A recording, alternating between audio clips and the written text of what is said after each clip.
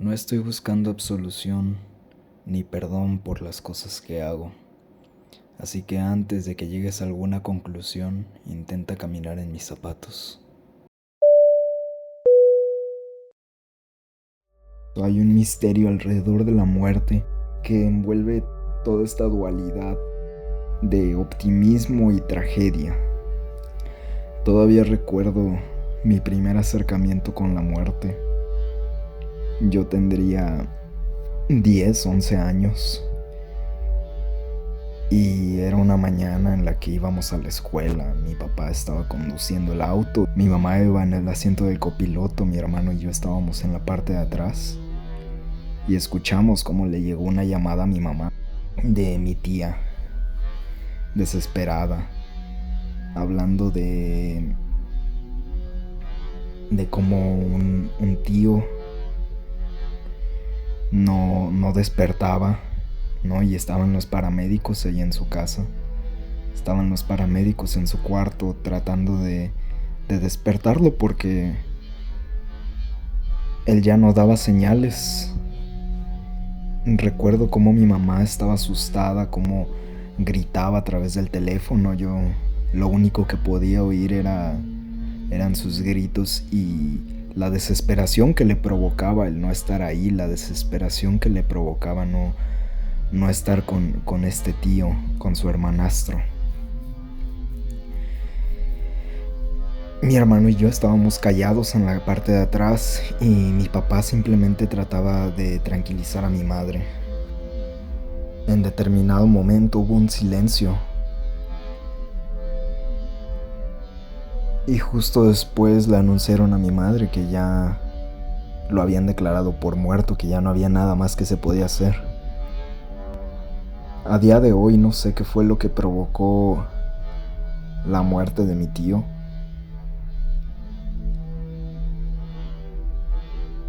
Lo único que sé es que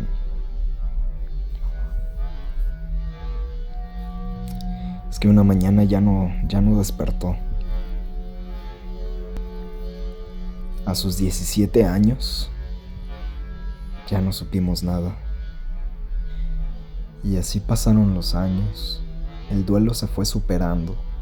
Y lo curioso fue que él no era una persona muy cercana a mí. Yo no era muy allegado a esa persona. Pues la diferencia de edades era un factor que nos separaba mucho, ¿no? De repente iba a la casa de mi abuelo y escuchaba que él tenía música, ¿no? Escuchaba que él tenía música ahí sonando.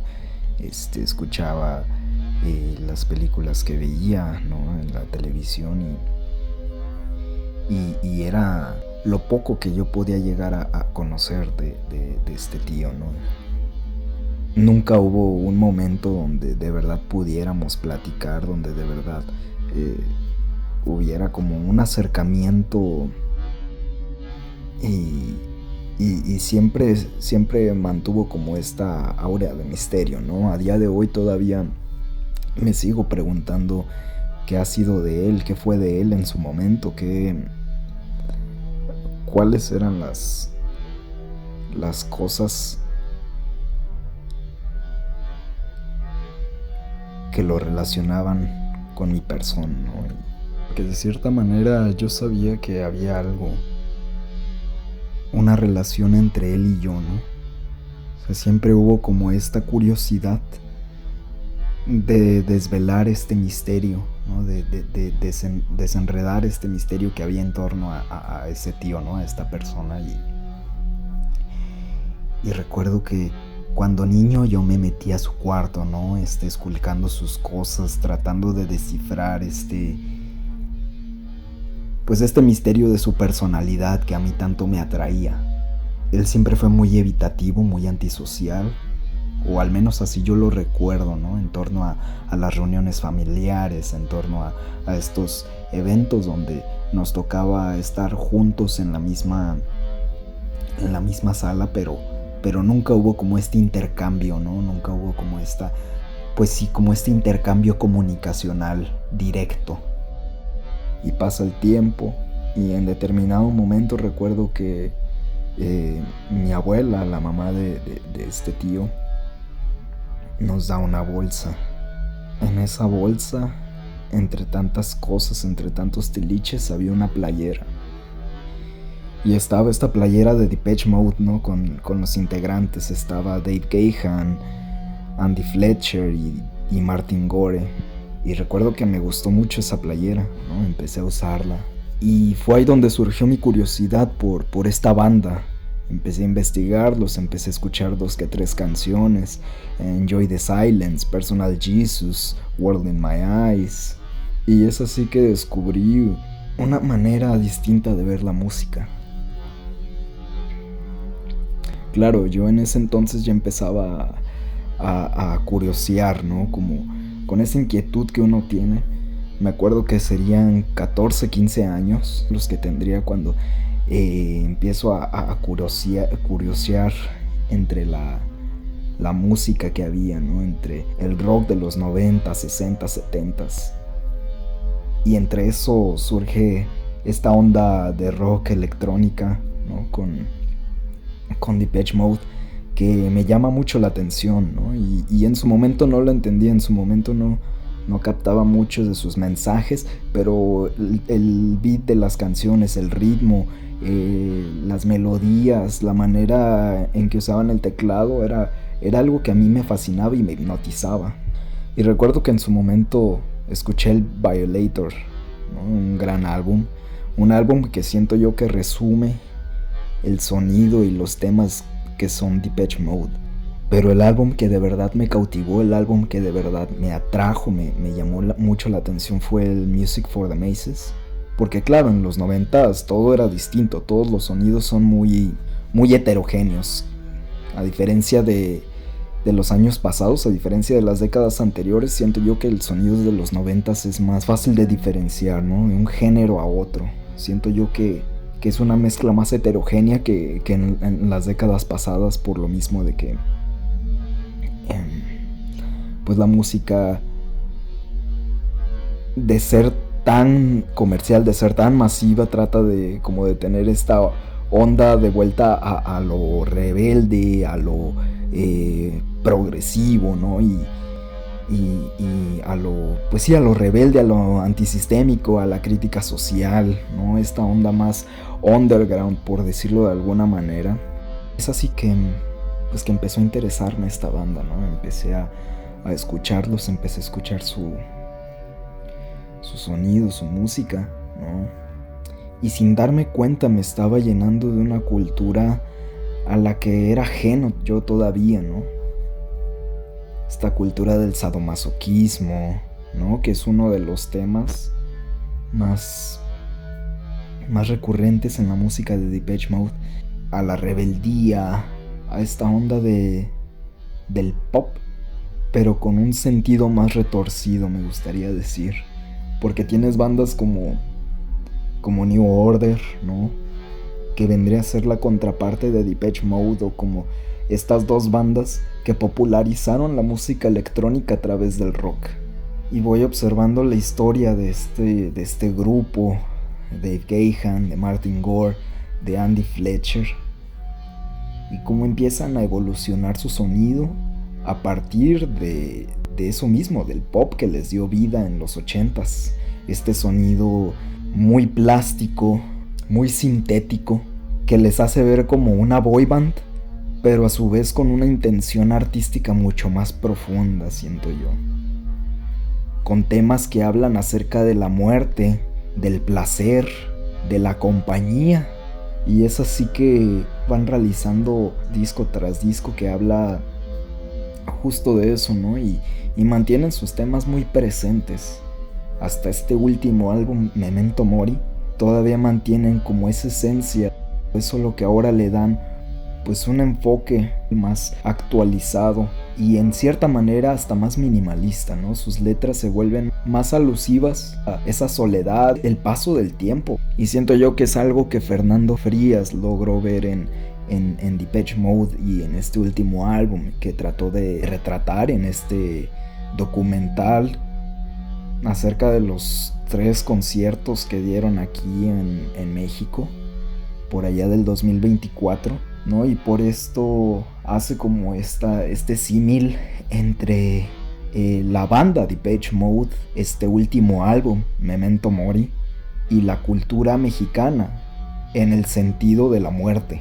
Se dice y se habla de que México es un país con la muerte muy presente, ¿no? O sea, no solo en la historia, sino en el imaginario, ¿no? O sea, el día de hoy sales a la calle y ves todo tipo de alegorías a la muerte, ¿no? Hasta ofrendas.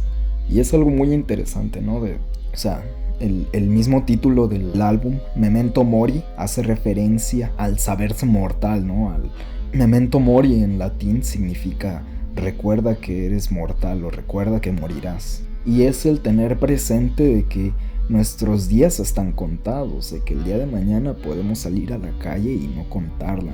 Nuestras expectativas acerca de la vida mueren, crecemos, nos desarrollamos y esperamos cosas de la vida.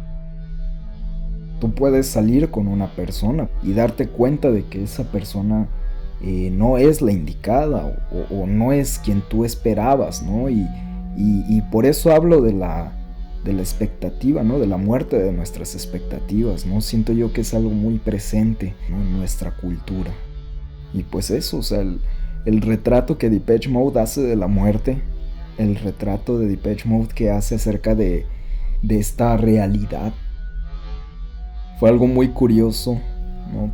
Tanto para los integrantes de la banda, el hecho de que en pleno 2022 Andy Fletcher, el integrante de la banda, tecladista me parece, haya partido, ¿no? Y siento yo que fue una sorpresa hasta metafórica, ¿no? Porque desde 2020 se venía produciendo el álbum y se terminó de concluir en el 2023. Entonces, como a mitad de ese proceso fue que le llega por sorpresa a la banda, ¿no? La muerte de Andy Fletcher, uno de los integrantes originales de la banda que había estado casi desde el inicio y que acompañó a la banda durante álbumes exitosos. O sea, tienes Ultra, tienes Violator, tienes Music for the Masses, tienes Construction Time Again, entre muchos álbumes más, Playing the Angel, por ejemplo, ¿no? Y siento yo que fue más duro todavía para la banda el concluir este álbum a sabiendas de lo que estaba pasando, a sabiendas de lo que estaban viviendo en ese momento, ¿no? Y es interesante cómo a través de este documental que hace Fernando Frías acerca de estos 3 conciertos, logra retratar esa similitud entre la muerte, la vida, la tecnología, lo analógico, lo digital, y lo enmarca, ¿no? A través de un contexto cultural mexicano, a través de poemas, de escritos, ¿no? Que están en relación con la muerte, que hacen referencia a la muerte misma. El documental tiene este juego de doble exposición, ¿no? Tiene este juego de utilizar de alterar la velocidad del obturador para que se vean como estas imágenes fantasmagóricas, ¿no? En movimiento, ¿no? Para capturar una sensación más luminal del movimiento, vaya. Estos juegos de luces, ¿no? Estos juegos con la tecnología, donde en ocasiones los hace ver más analógicos, en ocasiones los hace ver más digitales, ¿no? Y es agradable hasta cierto punto el recordar las canciones, los éxitos. El setlist de Depeche Mode está lleno de canciones de antes, ¿no? Y de ahora, o sea, éxitos que en su mayoría gustan a sus fans, así como canciones del nuevo álbum, que constantemente están haciendo este contraste entre los inicios de la banda y a lo que son ahora, ¿no? Ya unas personas pues ya mayores, ¿no? Porque uno ve a Dave Gahan haciendo su performance hacia la gente, así en el concierto. Yo, por desgracia, no tuve la oportunidad de asistir a ese concierto, pero me hubiera gustado estar ahí. Me hubiera gustado tener la oportunidad de ver a Depeche Mode en vivo, porque honestamente no sé si tengan proyectos a futuro, honestamente no sé qué vaya a pasar con la banda. Lo que sí sé es que pues ya ahorita ya tienen cierta edad. En su momento yo creí que iban a tratar este aspecto de Dave Gahan, donde en determinado momento se tuvo que internar por su adicción a la heroína. Estaba al borde de la muerte. Y no, o sea, no fue algo que quisieran retratar en el documental, a lo mejor porque no era espacio, a lo mejor porque se salió un poco del tema, aunque sí me hubiera gustado que abordaran la relación de la banda con la muerte a través de su carrera, ¿no? La muerte también es evolucionar el sentido de lo que nos hizo ser, ¿no? Lo que nos hizo reconocernos como personas, como individuos, en este caso como una banda, ¿no? Por eso siento yo que se hace como esta transición, ¿no? Este constante ir y venir de canciones antiguas, ¿no? Y canciones nuevas a través de este setlist tan interesante, ¿no? Que tanto como complace a los fans, como le da esencia a este tour que tuvieron aquí en México. Es reconocer que nosotros ya no somos lo que éramos antes, que estamos cambiando, que estamos constantemente evolucionando. Depeche Mode evoluciona sonido, ¿no? Estoy cerrando una etapa, estoy cerrando, pues la fotografía ya no me llama mucho la atención, ya no me siento tan atraído, ya no me siento tan estimulado por el tomar fotografías. No puedo apreciarlas, claro, pero siento yo que esas cosas ya quedaron atrás, ¿no? Y es encontrarle una muerte digna, ¿no? A ese tipo de hábitos, a esas versiones de nuestro pasado que no podemos simplemente esconder, ¿no? Sino podemos darles una muerte digna y trascenderlas. Y yo con esto me quedo, ¿no? Es una impresión que me dio el documental de Fernando Frías, ¿no? Quien ya previamente había trabajado en Ya no estoy aquí, ¿no? El director de Ya no estoy aquí ahora nos trae este documental de Depeche Mode y de este tour que tuvieron aquí en México, ¿no? Con el concepto de su último álbum, Memento Mori. Es un documental muy interesante, ¿no? Y siento yo que vale la pena si uno de verdad es fan de Depeche Mode, o si se siente atraído por estos temas de la muerte, de la electrónica, de lo digital, de lo análogo, ¿no? Y siento yo que pues para el placer de los fans, ¿no? Está este documental y tanto para la gente en general, ¿no? Para aquellos que gustan del arte. Yo soy una persona que no acostumbra a ver muchos documentales, pero los que logro ver, pues siempre me terminan dejando algo, ¿no? Siempre me terminan dejando algo. Muchas veces incluso hasta más que una película de ficción, porque esto no deja de ser cine. Esto no deja de ser una expresión artística. Y siento yo que vale la pena, ¿no? Darle una revisión y entenderlo como eso, ¿no? Como una expresión del espíritu, así como lo es el arte en general. Y pues nada, yo simplemente quise hablar un poco acerca de este documental. Y nada,